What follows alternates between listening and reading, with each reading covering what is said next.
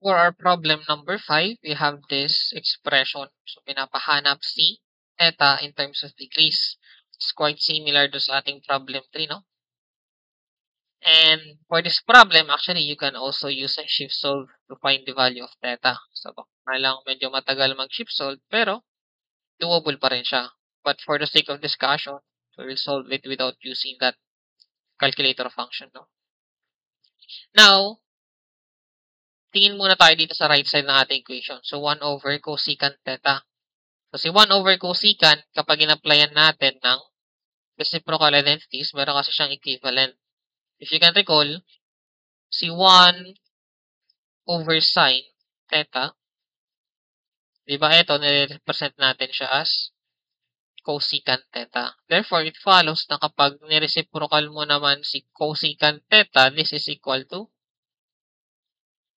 kapag nireciprocal mo si cosecant theta, ganyan, equal ito kay sine theta. And also, discuss lang natin, although off-topic siya dito sa solution natin, no?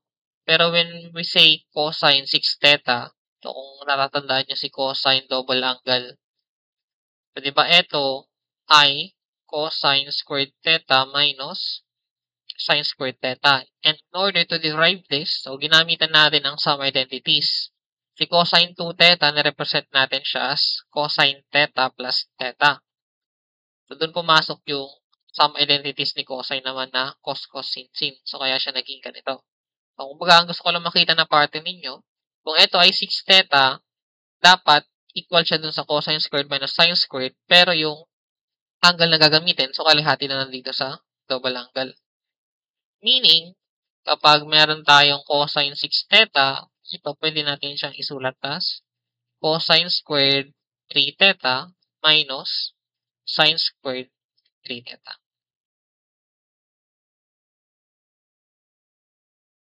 Ang mangyari doon, cosine squared 4 theta minus sine squared 4 theta.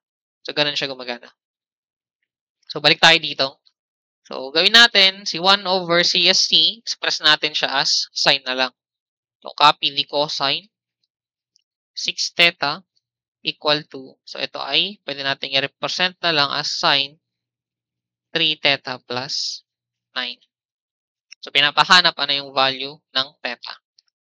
So, para masubukan din natin yung ibang identities, no? Ang pag-solve muna natin dito is gamit tayo ng co-function identities naman. So, kung tandaan nyo si co-function, meron tayong version ng sine, cosine, and tangent. So, pagdating kay sine theta na co-function, so sine 90 minus theta, this is equal to cosine theta. And then, pagdating naman kay cosine 90 minus theta, this is equal to sine theta. So, ang gamitin natin is itong version kay cosine. So, dito, kung tatandaan natin kasi yung pinaka-derivation nito, so we can say that the sine and cosine is equal. So, equal yung value nila in spite of having different angle sa loob, no? Kapag yung sum ng angle nila, let's say ito, 90 minus theta plus yung theta na to, kapag pinaganya sila, yan ay 90. Para siguro mas magets. Matandaan nyo yung ginawa natin sa pagsusolve ng sine cosine without calcu. So, si sine 30, siya ay equal lang siya kay cosine 60.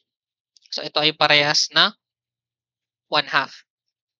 So, sinasabi ko, si sine and cosine ay parehas ang value in spite of having different angle, so 30 and 60, as long as kapag pinagad mo yung angle nila, equal siya kay 90. So, this is 30 plus 60, that's equal to 90. So, ganun gumagana si co-function, no?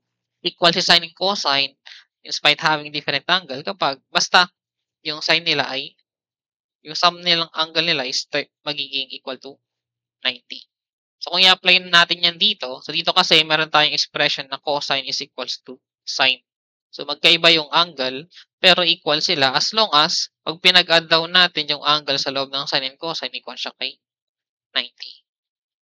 So, to do this, dapat daw kapag pinag-add si 6 theta, so si 6 theta, ito yung angle ni cosine. Kapag dinagdag natin siya kay 3 theta plus 9, so 3 theta plus 9, ito naman yung angle ni sine. So, dapat ito equal siya kay 90.